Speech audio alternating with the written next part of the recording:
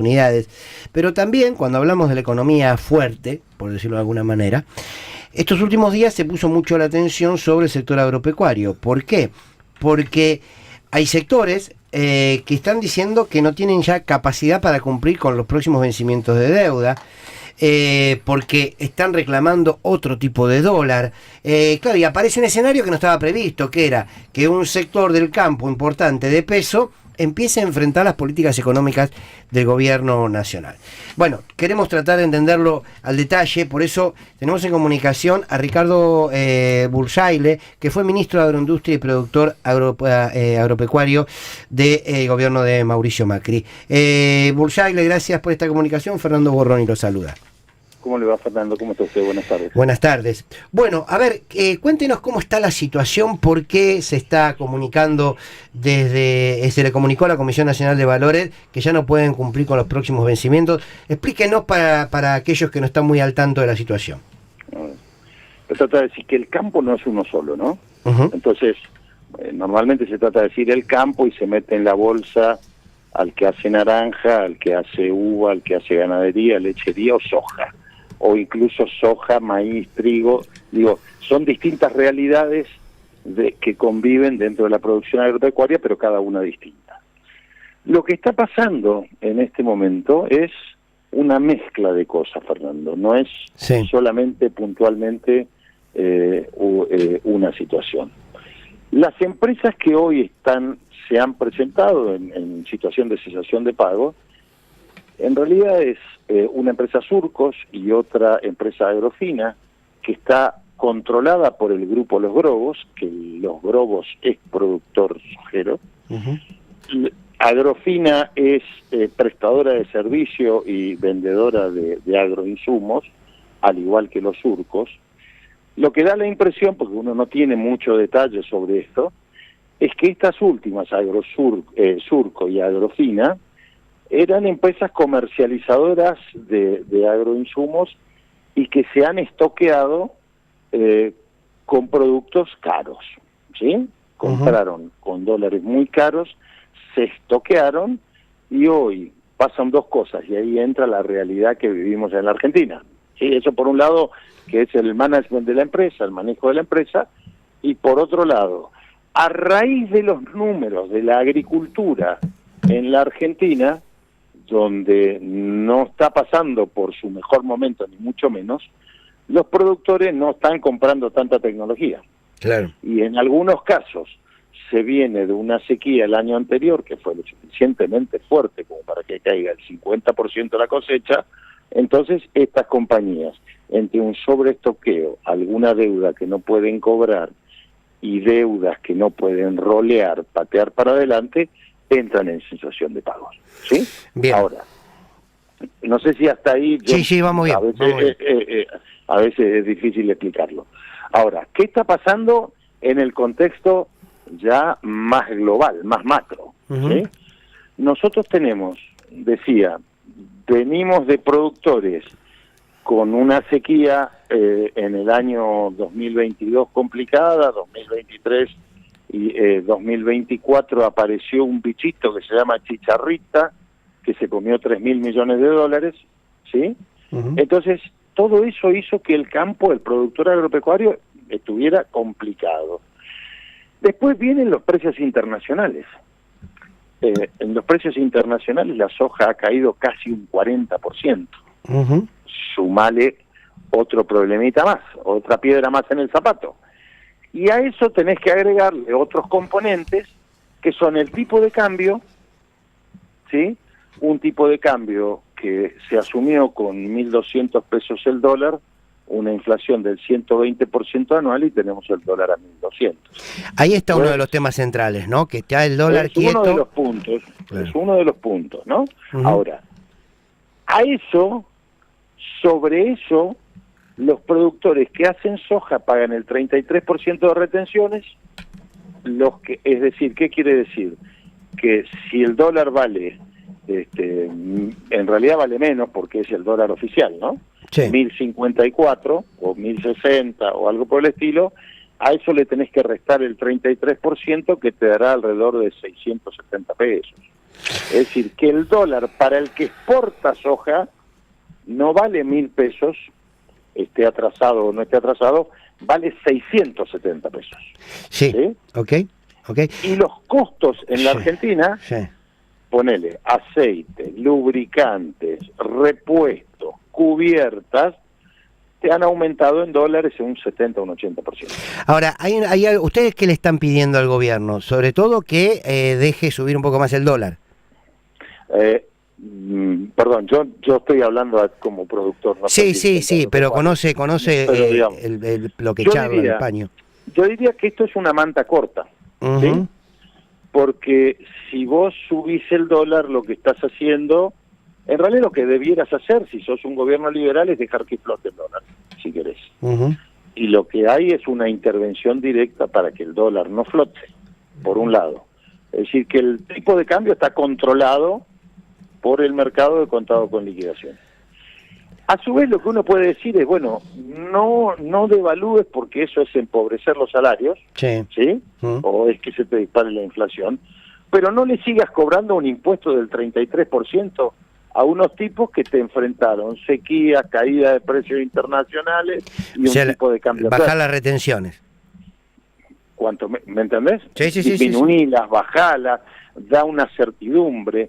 No sirve que vos me digas, mira, yo estoy en contra de esto, ¿no? Porque lo que vos necesitas hoy es certidumbre. ¿Qué va a pasar? Bueno, cuando mejore la cosa, cuando Vaca Muerta genere los 10.000 millones de superávit, cuando esté bueno, el sector agropecuario está perdiendo competitividad frente a Paraguay, a Brasil, a Uruguay, a Bolivia. Entonces ya no estamos estancados hace 10, 12 años en 130 millones de toneladas, mientras todos los demás países crecen. Ricardo, ¿lo puedo interrumpir un minuto? Tenemos una información de último momento y ya vuelvo a conversar con usted. ¿Puede ser? ¿Cómo no? Sí, con mucho gusto. Gracias. Último momento aquí en Radio 10. Radio 10. Último momento. Murió Jorge Lanata. El periodista falleció esta tarde a los 64 años. Estaba internado en el hospital italiano desde el 14 de junio pasado. Reiteramos, falleció Jorge Lanata. Vamos a ampliar. Radio 10. Siempre noticias. Bueno, esta era la noticia, por supuesto, después vamos a reflexionar sobre esto, ¿no? Por supuesto, nuestras condolencias a la familia de Jorge Lanata. Ricardo, gracias Perdón, Sí. Lo mismo digo, es un periodista que ha marcado época en la Argentina, más allá de las visiones que pueda tener cada uno, pero un hombre que ha hecho mucho, creo yo, por la prensa libre, ¿no? Así que mis condolencias a la familia.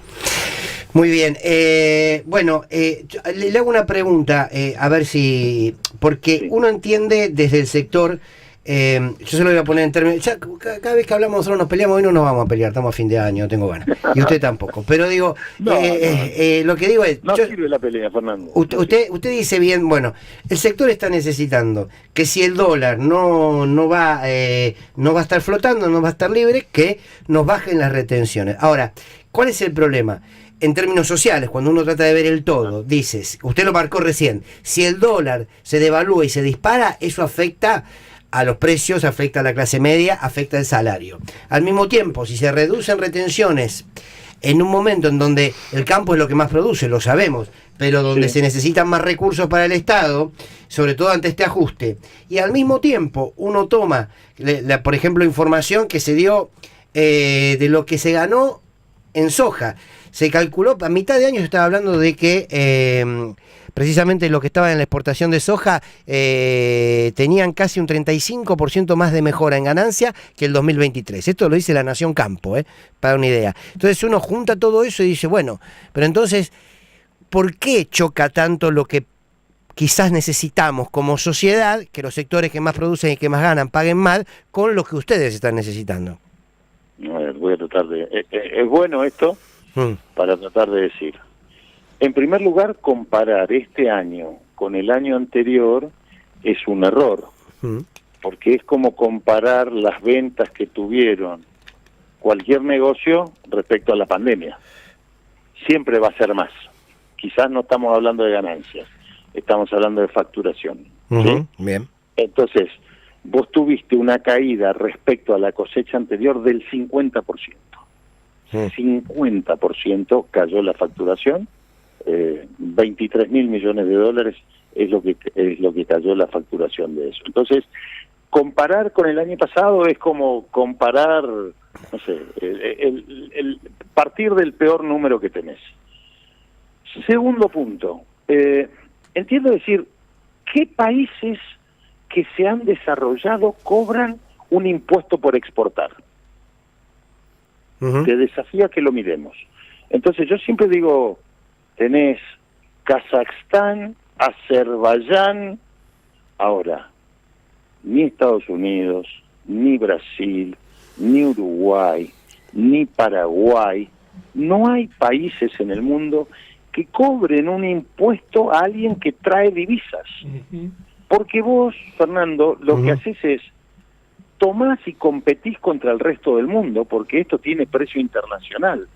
Entonces yo tengo que Paraguay, el productor paraguayo, vende a un valor internacional que yo no puedo acceder, pero la tecnología que yo tengo que usar es la misma. Claro. Ricardo, porque tengo los mismos insumos. ¿cómo Entonces, sí, lo que uno tendría que ponerse a pensar es cómo se hace en la Argentina, porque no resultó las retenciones.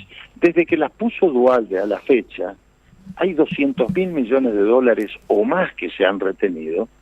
Sin embargo, la pobreza aumentó en el país. Algo se hace mal, porque se insiste con un resultado que no es bueno. ¿Sí? Entonces, yo no creo en este tipo de impuestos, no importa el gobierno que esté. Sea, cuando yo fui ministro, digo, en esos 2 años...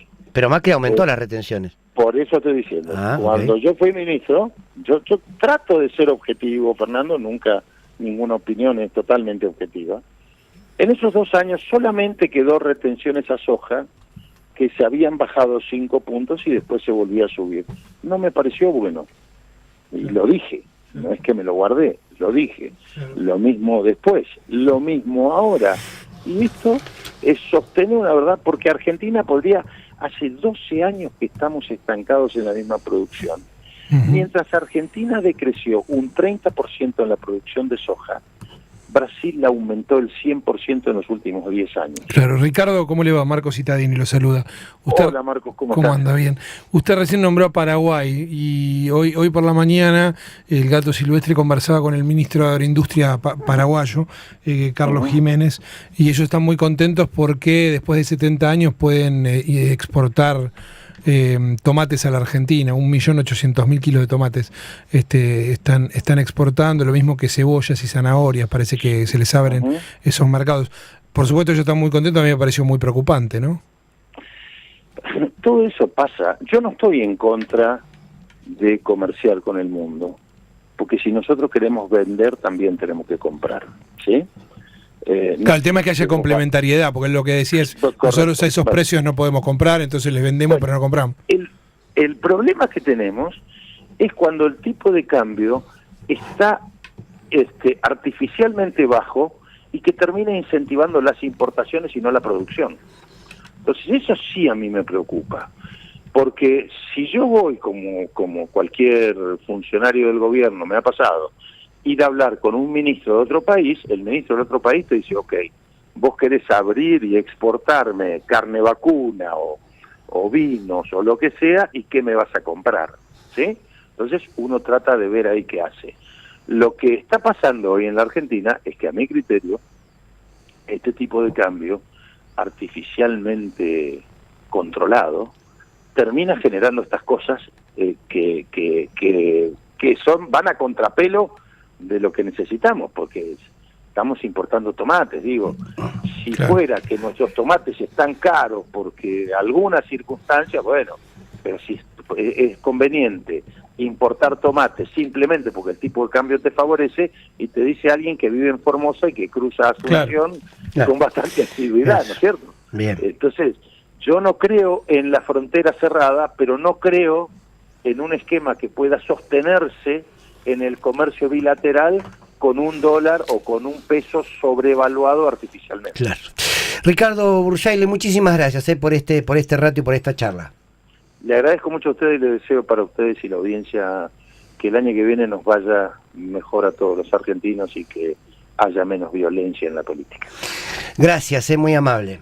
El exministro de Agroindustria y productor agropecuario de Cambiemos, Ricardo Bursaile, contándonos qué le pasa a algún sector del campo, con todo lo que significa la incapacidad por cumplir con vencimientos de deuda. Bueno, nos ha contado y le hemos podido preguntar varias cuestiones.